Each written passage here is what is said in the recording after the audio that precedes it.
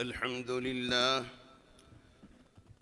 لله الذي هدانا لهذا وما كنا لنهتدي لولا أن هدانا الله لقد جاءت رسل ربنا بالحق صلوات الله وسلامه عليهم وعلى من تبعهم بإحسان إلى يوم الدين. أما بعد فأعوذ بالله من الشيطان الرجيم. بسم الله الرحمن الرحيم. إن الذين قالوا ربنا الله ثم استقاموا تتنزل عليهم الملائكة ألا تخافوا ولا تحزنوا وأبشروا بالجنة التي كنتم توعدون. نحن أولياؤكم في الحياة الدنيا وفي الآخرة ولكم فيها ما تشتهي أنفسكم ولكم فيها ما تدعون نزلا من غفور رحيم. وقال الله تبارك وتعالى: وضرب الله مثلا للذين آمنوا امرأة فرعون إذ قالت رب ابن لي عندك بيتا في الجنة ونجني من فرعون وعمله ونجني من القوم الظالمين. صدق الله مولانا العظيم. وقال النبي صلى الله تعالى عليه وسلم: خير الهدي هدي محمد صلى الله عليه وسلم. أو كما قال رسولنا ونبينا وحبيبنا ومحبوبنا ومولانا صلی اللہ علیہ وسلم. 20 رجب المرجب 1447 لیلۃ الاحد اپنے حبیب اپنے محبوب صلی اللہ علیہ وسلم کے فرائض منصبی کی جامعیت، تلاوت آیات، تعلیم کتاب و حکمت و تزکیہ کی جامع ہمارا مرکز علم و عمل جامعہ اسلامیہ راولپنڈی، اس کا تعلیمی، تربیتی، اصلاحی، دعوتی، فکری، روحانی، ایمانی اور حق تعالی شانہ کی طرف سے نسبت احسانی سے معمور اور بھرپور یہ مبارک اجتماع یہ پیغام دیتا ہے: باہر بہت پھسلن ہے، ابھی ہم شکم مادر میں ہیں.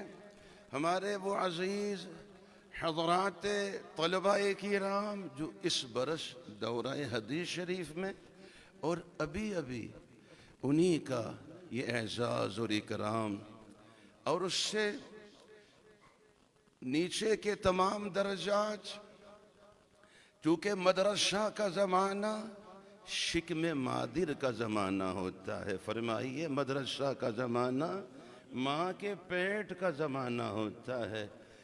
شکم مادر میں اگر بچہ بن گیا، اعضاء اس کے تمام درست ہو گئے، کامل ہیں، تو باہر آئے گا تو معذور و مجبور نہیں ہوگا، کسی دوا کا، کسی علاج کا محتاج نہیں ہوگا. لیکن اگر بننے کی جگہ پہ نہیں بنا، وہاں سے نقش لے کر آیا، ایک آنکھ کے بغیر آیا، ایک کان کے بغیر آیا، ایک ہاتھ کے بغیر آیا، یا پھر اعضاء تو سارے ہی ہیں لیکن اس میں ضعف ہے، اس میں نقص ہے اور اس میں کمی ہے. ایک آنکھ چھوٹی ایک بڑی ہے، ایک ہاتھ چھوٹا سا ایک بڑا ہے، یا انگلیوں کی آپس کی ساخت موافق نہیں ہے، تو خلاصہ یہ ہے کہ جیسے ہونا چاہیے ایسا نہیں بن سکا، باہر آ گیا، ادھورا آیا۔ اللہ کی قسم دنیا بھر کے معالجین مل جائیں، دنیا بھر کے ذخائر خرچ ہو جائیں، دنیا بھر کی صلاحیتیں صرف ہو جائیں، جو نقص ماں کے پیٹ سے لایا ہے وہ نقص اب دور نہیں ہو پائے گا۔ کیوں؟ سوال فرمائیے، سوال واضح ہے۔ کیوں؟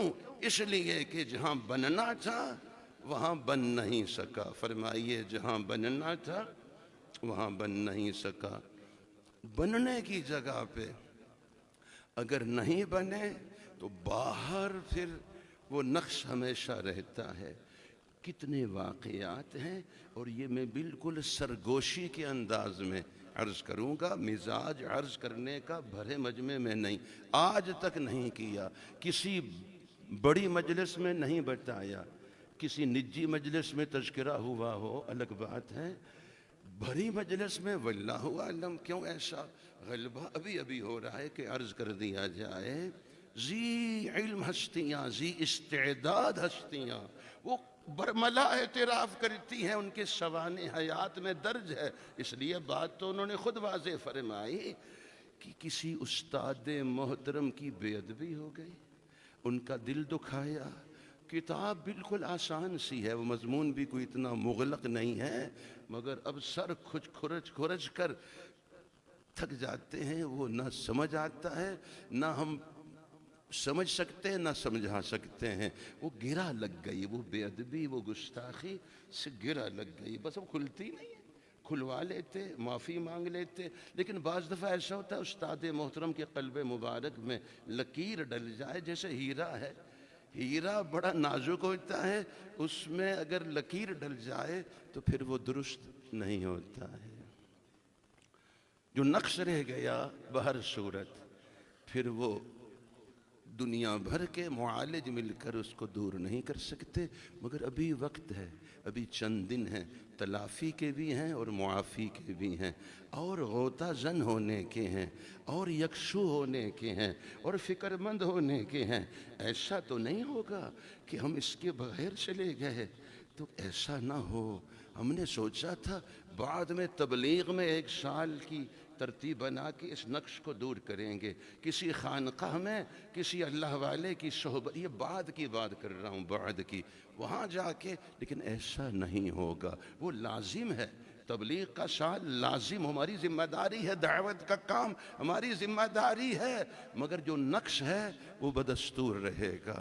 اور اہل دل، اہل محبت کی صحبت، علم نبوت کے ساتھ نور نبوت کا حصول ہماری ذمہ داری ہے، وہ روح ہے۔ اگر وہ نہیں ہے پھر ہمارا یہ سب کچھ حاصل کیا ہوا جسم یہ بلا روح ہے، یہ میت ہے، یہ زمین کے اوپر رہا تو بدبو پھیلائے گا، اس کو زمین میں دفن ہونا پڑے گا۔ اگر وہ نور باطن، نور نبوت حاصل نہیں ہوگا تو روح نہیں ہے، روح نہیں ہے تو یہ جسم پھر بدبو پھیلائے گا، تعفن ہوگا، پھولے گا، پھٹے گا، نہ جانے کیا بیماریاں پھیلائے گا۔ ارشاد فرمائیے، اب موقع ہے، فرمائیے، شکم مادر سے ہی بن کر نکلنا ہے۔ تو باہر حیا سوز، اخلاق سوز، ایمان سوز ماحول ہے، قدم قدم پہ پھسلن ہے، تو اللہ تعالیٰ سے حفاظت کی چھتری وہ لے کر باہر، دھوپ تیز ہے نا تو جھلسا دینے والی ہے، باد مسموم ہے، باد مسموم، زہریلی ہوائیں، وہ زہر تو جان کو نقصان دیتا ہے، یہ جو باہر زہر پھیلایا جا رہا ہے یہ ایمان کو نقصان دیتا ہے۔ تو اس کے لیے ضرورت استقامت کی ہے۔ ارشاد فرمائیے، یہ عمومی پیغام ہے آج اپنے مادر علمی کا، یہ عمومی پیغام سب مستفیدین، سب سامعین کے لیے۔ ایمان لانے کے بعد اللہ جل شانہ کے بندوں بندیوں پر حق تعالی شانہ کی طرف سے جو خاص ذمہ داریاں عائد ہوتی ہیں، ان میں سے ایک بڑی ذمہ داری یہ ہے کہ یہ بندہ، یہ بندی پوری مضبوطی اور استقامت اور اہمیت کے ساتھ دین پر قائم رہے۔ خواہ زمانہ اس کے ساتھ کیسا ہی ناموافق ہو جائے، کسی حال میں بھی دین کا سرا ہاتھ سے چھوٹنے نہ پائے۔ فرمائیے اسی کا نام استقامت ہے۔ ارشاد فرمائیے اسی کا نام استقامت ہے۔ قرآن پاک میں ایسے بندوں بندیوں کے لیے بڑے انعامات اور بڑے درجوں کا ذکر ہے۔ سورہ حامیم السجدہ کی آیات مبارکہ تلاوت ہوئی، ان کا ترجمہ سماعت فرمائیے۔ جن لوگوں نے اقرار کر لیا اور دل سے قبول کر لیا کہ ہمارا رب بس اللہ ہی ہے اور ہم اس کے مسلم بندے، پھر وہ اس پر ٹھیک ٹھیک قائم رہے، یعنی اس اقرار کا حق ادا کرتے رہے اور کبھی اس سے نہیں ہٹے نہ پھرے، ان پر اللہ جل شانہ کی طرف سے فرشتے یہ پیغام لے کر اتریں گے کہ کچھ اندیشہ نہ کرو، کسی بات کا رنج اور غم نہ کرو، اور اس جنت کے ملنے سے خوش رہو جس کا تم سے وعدہ کیا جاتا تھا۔ ہم تمہارے رفیق ہیں دنیوی زندگی میں اور آخرت میں، دنیا میں بھی اور آخرت میں بھی، اور تمہارے لیے جنت میں وہ سب کچھ ہوگا جو تمہارا جی چاہے گا، اور تمہیں وہ سب کچھ ملے گا جو تم مانگو گے، جو یہ باعزت مہمانی ہوگی تمہارے رب غفور الرحیم کی طرف سے۔ اچھا، ایک اشکال پیدا ہوتا ہے کہ یہ کیا بات فرما دی ہے، بعد میں جا کر اپنی کمی کوتاہی درست کر لیں گے بعد میں، لیکن نہیں ہو سکتی۔ اس کی آسان مثال، 9 مہینے اگر کوئی طالب العلم ابتدائی اولا کی درسگاہ میں ہے اور محنت سے نہیں پڑھتا ہے، صرف اور نحو محنت نہیں کرتا، کہتے ہیں بعد میں دورہ صرف کر لوں گا بعد میں۔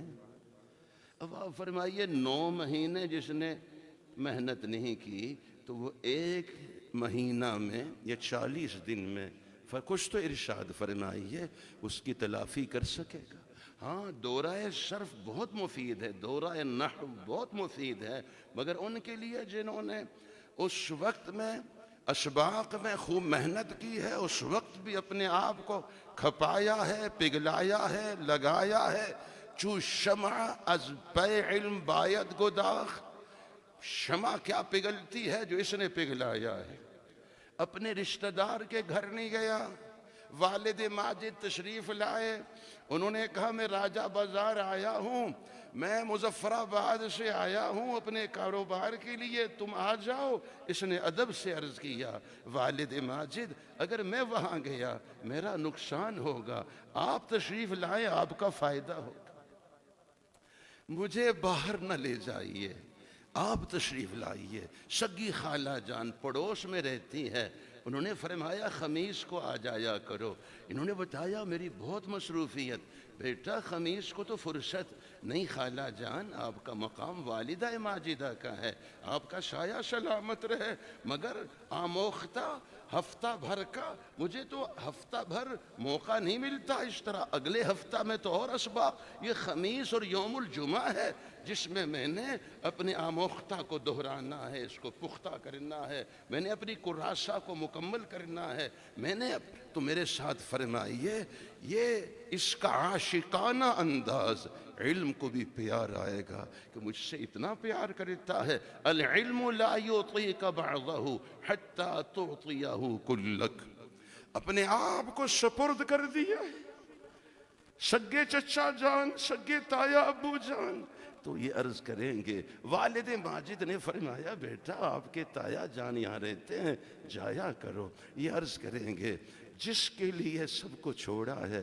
والد ماجد والدہ ماجد، اپنے گھر کی راحت و آرام کو سب کو چھوڑا میں نے رب کے لیے، اور یہاں رب کو پانے کے بجائے پھر سب کے پیچھے چلو، ایسا نہیں ہو سکتا۔ طالب العلم کون ہوتا ہے؟ جس کی کراسہ میں، جس کی ذاتی کاپی میں کسی کا نمبر نہیں ہوگا، سب سے رابطہ ہی نہیں ہے۔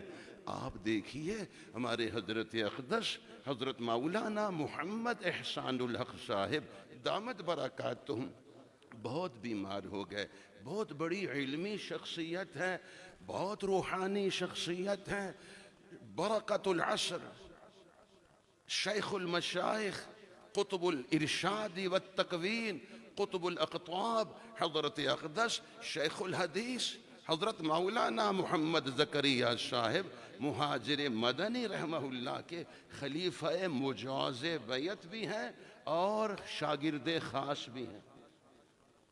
بہت بڑی ہستی، بیمار ہیں ان دنوں. وہ فرمایا کرتے تھے کہ سب کو چھوڑا رائے ونڈ کے لیے، گھر بار کو، دفتر دکان کو رائے ونڈ کے لیے، اور رائے ونڈ کے بیان کو چھوڑا چائے کی پیالی کے لیے. کچھ تو ارشاد فرمائیے. اتنی قربانی کر کے وہاں پہنچے، اس عمل کے لیے سب کو چھوڑ کے گئے اور اس عمل کو چائے کے لیے چھوڑ دیا. فرمائیے جس طرح صبح صادق بھی ہوتی ہے، صبح کاذب بھی ہوتی ہے، اسی طرح طالب صادق بھی ہوتے ہیں، طالب کاذب بھی. حق تعالی سانو سچی طلب عطا فرمائے. مگر اب تلافی کا وقت ابھی بھی ہے، تلافی معافات ہو سکتی ہے. سچی طلب اللہ تعالی عطا فرمائے. آپ ارشاد فرمائیے 9 مہینے خوب محنت کی ہو تو پھر یہ دورہ صرف دورہ نحو یہ مفید ہوگا، یہ اور رنگ لائے گا اور اس کی رگڑائی اور بہتری کا ذریعہ بنے گا. اور جو اس نے تعمیر کی ہے 9 مہینے اس کی ترائی ہوگی، اس میں مضبوطی آئے گی. لیکن 9 مہینے تو اس نے غفلت کی ہو، خیال ہو کہ 1 مہینہ دورہ صرف کروں گا. فرمائیں گے آپ ارشاد فرمائیں یہ دورہ پڑھے گا یا اس کو دورہ پڑے گا؟ کچھ تو ارشاد فرمائیے. یہ پیش نظر نہیں تھا، ایک جملہ بھی میرے سامنے یہ نہیں تھا، لیکن فرمائیے جو محنت کا وقت تھا اس میں غفلت رہی کہ بعد میں 1 مہینہ دورہ پڑھوں گا. یہ دورہ نہیں پڑے گا، یا یہ دورے پہ ہوگا یا اس کو دورے پڑ رہے ہوں گے. اللہ تعالیٰ سچی طلب عطا فرمائے. گہرائی میں اتر جانا، غوطہ زن ہو جانا نصیب فرمائے. اللہ کی قسم کہتا ہوں یہ رات نہیں، ایک لمحے کی بات ہے. ابھی بھی سچی طلب، تلافی معافات. یا اللہ مزہ ما مزہ، جو ہوا سو ہوا. گزشتہ رات صلوات، آئندہ را احتیاط کے جذبے سے اس وقت بھی اللہ جل شانہ سے رجوع ہو. حق تعالی شانہ نظر کرم فرماتے ہیں. حق تعالی شانہ راضی ہوں.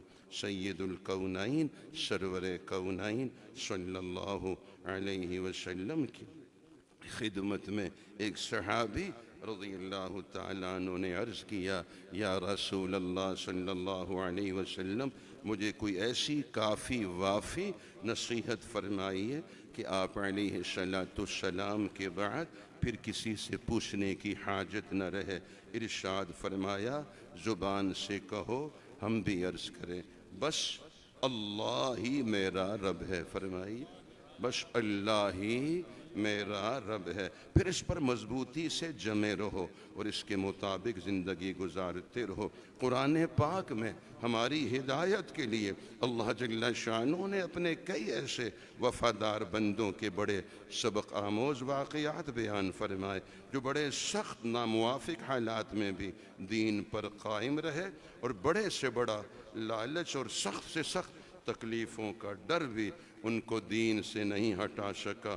ان میں ایک واقعہ ان جادوگروں کا بھی ہے جنہیں فرعون نے حضرت سیدنا موسیٰ علی نبینا وعلیہ السلام کے مقابلہ کے لیے بلایا تھا. بڑے سے بڑا انعام و اکرام ان کو دینے کا وعدہ کیا تھا، لیکن خاص مقابلہ کے وقت جب حضرت سیدنا موسیٰ علی نبینا وعلیہ السلام کے دین کی اور ان کی دعوت کی سچائی ان جادوگروں پہ کھل گئی، انہوں نے اس کی کوئی پرواہ نہ کی کہ فرعون نے جس انعام و اکرام کا اور جن بڑے بڑے عہدوں کا وعدہ کیا ہے ان سے ہم محروم رہ جائیں گے، اور نہ ہی اس بات کی پرواہ کی کہ اللہ کا دشمن فرعون ہمارے ایمان لانے کی وجہ سے ہمیں سخت سزائیں دے گا. ان سب خطرات سے بے پرواہ ہو کر بھرے مجمع میں انہوں نے پکار کر کہہ دیا آمنا برب ہارون و موسیٰ. ہارون علیہ السلام اور موسیٰ علیہ السلام جس پروردگار کی بندگی کی ہمیں دعوت دیتے ہم اس پر ایمان لے آئے۔ پھر جب اللہ کے دشمن فرعون نے ان کو دھمکیاں دینی شروع کی، میں تمہارے ہاتھ پاؤں کٹوا دوں گا، سولی پہ لٹکوا دوں گا، انہوں نے پوری جرأت ایمانی سے جواب دیا، فَاقْضِ مَا أَنْتَ قَاضٍ إِنَّمَا تَقْضِي هَذِهِ الْحَيَاةَ الدُّنْيَا إِنَّا آمَنَّا بِرَبِّنَا لِيَغْفِرَ لَنَا خَطَايَانَا۔ میرے بزرگوں بھائیوں، اس سے بھی سبق آموز، زیادہ سبق آموز واقعہ خود فرعون کی بیوی حضرت آسیہ کا ہے۔ ہمیں اچھی طرح معلوم ہے فرعون ملک مصر کا مطلق العنان بادشاہ تھا، اور اس کی بیوی حضرت آسیہ ملک مصر کی ملکہ تو تھیں، وہ فرعون کے دل پر حکومت کرتی تھی۔ تو چنانچہ کیا آسائش، کیا راحت و آرام، کیا نعمتیں ان کو حاصل تھیں۔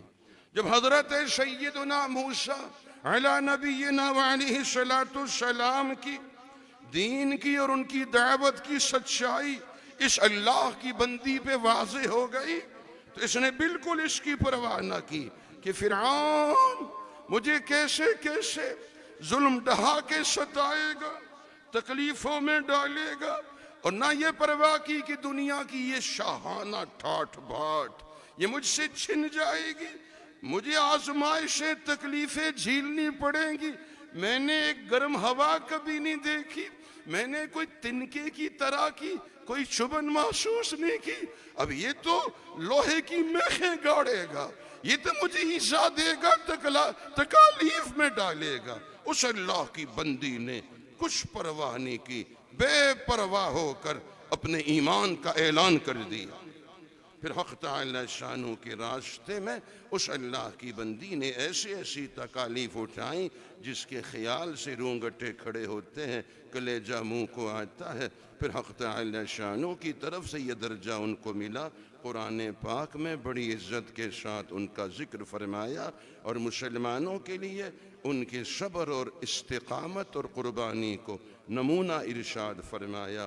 آیت مبارکہ تلاوت کر چکا ہوں، سورہ تحریم سے ترجمہ ہے، اور ایمان والوں کے لیے اللہ جل شانہ مثال بیان فرماتے فرعون کی بیوی آسیہ کی، جبکہ انہوں نے دعا مانگی، اے میرے پروردگار آپ میرے واسطے جنت میں اپنے قرب کے مقام میں ایک گھر بنا دیجئے، مجھے فرعون کے شر سے، اس کی بدعمالیوں سے نجات دے دیجئے، اور اس ظالم قوم سے مجھے رہائی عطا فرمائیے۔ سب زبان سے کہیں سبحان اللہ۔ کیا مرتبہ اور کیا شان اور مقام ہے کہ ساری امت کے لیے، یعنی حضرت سیدنا صدیق اکبر رضی اللہ تعالیٰ عنہ سے لے کر قیامت تک سب مسلمانوں کے لیے اللہ تعالیٰ نے اپنی اس نیک بندی کی استقامت کو مثال اور نمونہ قرار دیا۔ مکہ معظمہ ہے، مشرکین مکہ کے مظالم حد سے بڑھ گئے، بہت ستانے، بہت ظلم ڈھانے لگ گئے، تو بعض حضرات صحابہ کرام رضوان اللہ تعالی علیہم اجمعین نے عرض کیا، یا رسول اللہ صلی اللہ علیہ وسلم، ان ظالموں کے ظلم تو حد سے بڑھ گئے، آپ علیہ السلام اللہ تعالیٰ سے دعا فرمائیں۔